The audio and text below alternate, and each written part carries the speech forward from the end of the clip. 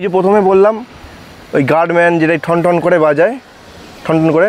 দেবের একটা সিনেমা আছে চাঁদের পাহাড়, যেটা উগান্ডায় ট্রেনটা চলেছিল।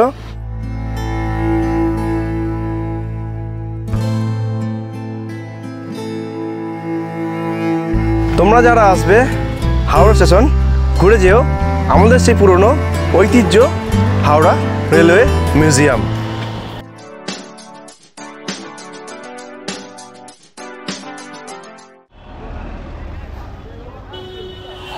ফ্রেন্ডস, আমি চলে এলাম আর একটা নতুন ব্লগ নিয়ে, যে ব্লগটা আমার পার্শ্ববর্তী মানে কাছাকাছি একদম বড়, ভারতের সবচেয়ে ফেমাস বড় রেলওয়ে স্টেশন হাওড়া। হ্যাঁ, আমি এখন দাঁড়িয়ে আছি সেই হাওড়া স্টেশন প্ল্যাটফর্মে ঠিক বাইরেই। এই আমার সাইডে হাওড়া স্টেশন।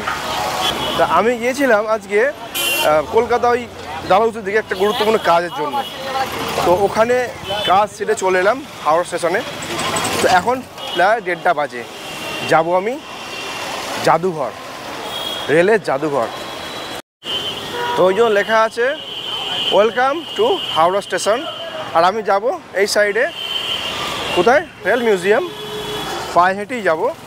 পায়ে হেঁটে যতক্ষণ টাইম লাগবে খুব একটা বেশি নয়, 5 মিনিটের রাস্তা। আমি বহু বছর আগে এসেছিলাম, যখন আমি পড়াশোনা করতাম, ক্লাস 11-12 পড়তাম, তখন লাস্ট এসেছি, তখনই ফার্স্ট এসেছি। এটা আমার second time Howrah rail museum. দুজনে আজকে এসেছি এই বন্দে ভারত ট্রেন আমরা দেখব আর রেল মিউজিয়ামটা ঘুরে দেখাবো। তো তোমরা যারা আমার চ্যানেল প্রথম দেখছো একটা সাবস্ক্রাইব করো আর শেয়ার করো। কত টাকার টিকিট, কত টাকা খরচা, ভেতরে কী কী তোমরা দেখতে পাবে, এই সবগুলো আমি আজকে এই ব্লগে নিয়ে আসছি। আর এখন যে জায়গাটা আছি এই জায়গাটা পার্কিং এরিয়া। এখানে যারা দূর দেশে যান, মানে দূর রাজ্যে যান, দূরপাল্লার ট্রেন ধরেন, তো এখানে পার্কিংয়ের ফ্যাসিলিটি আছে। ঘন্টা বিশেষে কিছু সামান্য পরিমাণ টাকার বিনিময়ে এখানে কার পার্কিং করতে পারেন। আর আমাদের হাওড়া কলকাতা সত্যি কথা ঐতিহ্য সেই হলুদ কালারের ট্যাক্সি। তো হাওড়া স্টেশন থেকে এই 5-7 মিনিট হেঁটে চলে এলাম আমরা হাওড়া রেল মিউজিয়াম। এই হলো রেল মিউজিয়াম, তার এন্ট্রি। রেল মিউজিয়ামে এন্ট্রি করি। তো তুমি এন্ট্রি করে কি দেখবেন, এন্ট্রি করে একটা সুন্দর একটা এখানে কাউন্টার। তো এখানে এন্ট্রি করার প্রাইস মাত্র 30 টাকা। তো আমি এখন বলে দিই এখানে কি একটা কারণটা। ক্যামেরা নিয়ে ঢুকতে গেলে ডিজিটাল ক্যামেরা, যেহেতু গোপ্রো নিয়ে ঢুকছিলাম, তার জন্য 100 টাকা পে করতে হবে। আমি পে করলাম না, বাট আমি এই ভিডিওটা করছি আমার ফোনে। তো কেন জানি না, ফোনে করা মনে হচ্ছে ডিজিটাল হচ্ছে আর ক্যামেরা করা মনে ডিজিটাল হচ্ছে। তো চার্জেবল ফর ক্যামেরা আর non chargeable for mobile phone. তো যাই হোক, আমার ভিডিও নিয়ে কথা। প্রথমে ঢুকি, যেটা দেখবেন এই একটা সেই রেল, সেই একটা গাড়ি যেটা hall of fame in Howrah. প্রথমে আমরা যখন ইন করবেন রেল মিউজিয়ামে, এরকম একটা ট্রেন দেখতে পাবেন, যেটা পুরোনো দিনে চলতো, সম্ভবত মার্টিন যে ট্রেন, সেই ট্রেন। তার কিছু কিছু ছবি এখানে সুন্দর করে সাজানো আছে। এই হলো আমাদের হাওড়া রেল মিউজিয়াম। তো কেমন লাগছে বলো? হাওড়া রেল মিউজিয়াম আমাদের ইন্ডিয়ান রেলওয়ের একটা মিউজিয়াম। আগেকার পুরনো সব জিনিস মানে দেখতে পাচ্ছি, যেগুলো দেখোনি না? এবার দেখাই সেই ট্রেন যেটা আপনারা মানে মিউজিয়ামে ঢুকি যে প্রথমে দেখতে পান, তার প্রথম কপি রেল মিউজিয়ামে। এই হলো আমার পিছনে এই সেই ট্রেন। তখনকার দিনে ছিল প প করে সেই হাতে বোধহয় ওই সেই বাসে বাজানোর মতো প্যাঁপু বাজাতো, আর টং টং টং টং করে গার্ড যারা থাকতো ওই ঘন্টা বাজাতো। এইসব ট্রেনে কিছু কিছু আমি বা আবার সবাই সিনেমা দেখে থাকে পুরোনো দিনে এইরকম ট্রেন এইভাবে তারা লোকো পাইলট যারা থাকে এইভাবে তারা রানিং করে ট্রেন চালাতো, এক স্টেশন থেকে অন্য স্টেশনে, এক রাজ্য থেকে আর এক রাজ্যে। তবে এখানে একটা স্পেশাল আকর্ষণ আছে, যেটা পাকিস্তানের ট্রেন।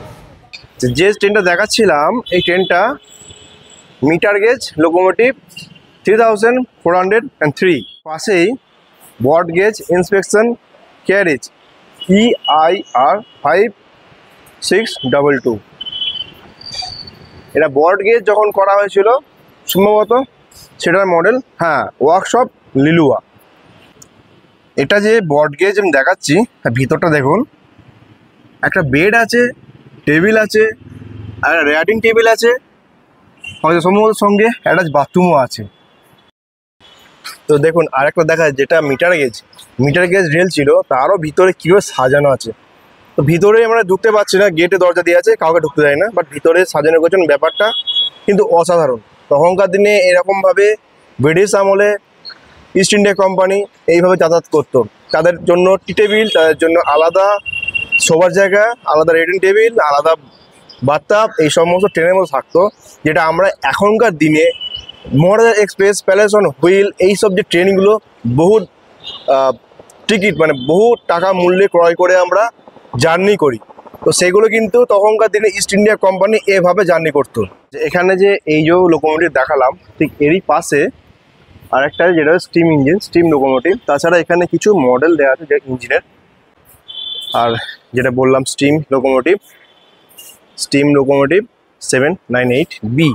আচ্ছা, এই যে স্টিম ইঞ্জিনটা আছে, এটা কি আছে, first class chair car Kanchenjunga. এটা আমরা দার্জিলিং বা শিলিগুড়ি ওই দিকে যাই, জলপাইগুড়ি যাই এখনকার কাঞ্চনজঙ্ঘা এক্সপ্রেস, তারই পুরনো মডেল স্টিম ইঞ্জিনের। চল ভেতরটা দেখিয়ে দিই। চেয়ার কার এটা। যখনও কিছু ভুলে যাব আমরা, মেমোরির মধ্যে স্মৃতি হয়ে থাকবে, যেটা হলো কি steam locomotive Kanchenjunga express 798B। তো ওইখান থেকে যে সেট যেটা আছে, লোকোমোটিভগুলো আছে, ওখান থেকে বেরিয়ে আমরা এবার ক্রস করব কি একটা রেল গেট। মিটার গেজও বলতে পারবো না, তার চেয়ে শর্ট গেজও বলতে পারবো না, কতটা ছোট, যে টয় ট্রেন চলে সেরকম টাইপের একটা রেল লাইন, আর এই পিছনে রেল গেট। আর এটা হলো কি হাওড়া স্টেশন ইন করছি। হাওড়া স্টেশন মেন স্টেশনের পাশে আর একটা station Howrah rail museum station. তো সেটাও তোমাদের দেখাবো। সেই হাওড়া যে স্টেশনের মডেল, সেই মডেলে কিন্তু সেই আদলেই কিন্তু এখানে করা হয়েছে হাওড়া স্টেশনে আর একটা স্ট্রাকচার। এই রেল লাইনটা যখন ক্রস করে আসছি, ক্রস করে এসে একটা দেখতে পেলাম ইঞ্জিন, যেটা steam boiler, steam engine driven কি লেথে মেশিন, জানি না, লেথে মেশিন যা একটা হবে। তো এখানে পুরো ডেসক্রিপশন দেওয়া আছে, এটাই সেই ইঞ্জিন। তো আমরা এখন কোথায় যাচ্ছি? হাওড়া স্টেশন। সুন্দর একটা কিন্তু গ্রাউন্ড, আর চারিদিকে এরকম সবুজ ছোটো ছোটো গাছ সাজিয়ে দিয়ে একদম মনোরম সন্ধেবেলা বা বিকেলবেলার পরিবেশে ঘুরতে আসার মতো জায়গা। এই হলো হাওড়ার স্টেশন।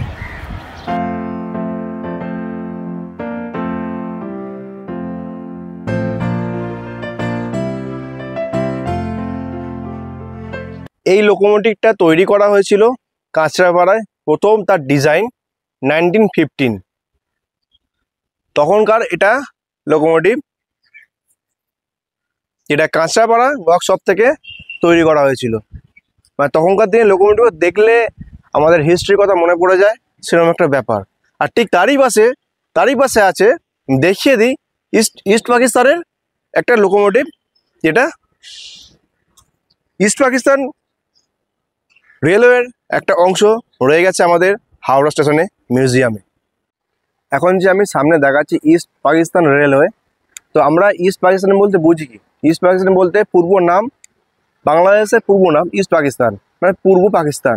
আর পশ্চিম পাকিস্তান, যেটা এখন পাকিস্তান নামে আমরা চিনি, আমাদের পাঞ্জাবের যে রাজ্য তার পাশে যে পাকিস্তান, সেটা পাকিস্তান বলে জানি। আর এখন ইস্ট পাকিস্তান হলো বাংলাদেশ মুক্তিযুদ্ধ স্বাধীন হয় 1971 সালে। বাট এই ট্রেনটি আসছে কিন্তু আমাদের শিয়ালদাতে চলতো, শিয়ালদা তো ঢাকা এরম চলতো, তো এটা আটকা পড়ে 1945 সালে। আচ্ছা, এই যে লোকোমোটিভ ইস্ট পাকিস্তানের যে রেলওয়ে যে ব্যাপারটা আমি এখানে লেখা আছে, হিস্ট্রিটা একটু বলে দিই। যে এটা actually broad gauge steam locomotive HPS 32। This passenger class locomotive originally belong to Pakistan railway during 1971, where this locomotive came to Indian territory and was kept at Bandel yard since then। তখন থেকে আমাদের এখানে রয়ে গেছে ইন্ডিয়াতে।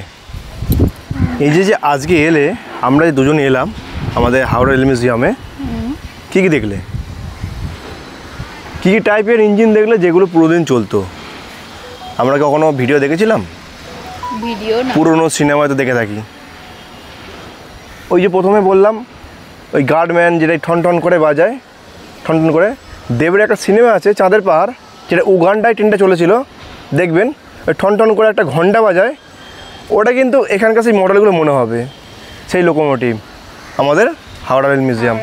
তাছাড়া আমার পেছনে যেটা আছে ইস্ট পাকিস্তানের রেলওয়ের একটা অংশ, যেটা ওই 1965 সালে যে ওয়ারে যেতে পারেনি আর, মানে আটকা পড়েছিল হিসেবে মতো বলতে পারেন, তো সেটা এখানেই মিউজিয়ামে স্টোর করা আছে। তো তোমরা যারা আসবে মাত্র 30 টাকার বিনিময়ে ওই বিকেলবেলা, সত্যি যদি ভালো লাগে আসে বিকেলবেলা আসবে, লাইটিং কিছু কাজ থাকবে। আর আমি যে দিনের বেলা এসেছি, সন্ধ্যেবেলা আসবে, সন্ধ্যেবেলা এলে জায়গাটা কিন্তু সত্যি মনোরম লাগবে।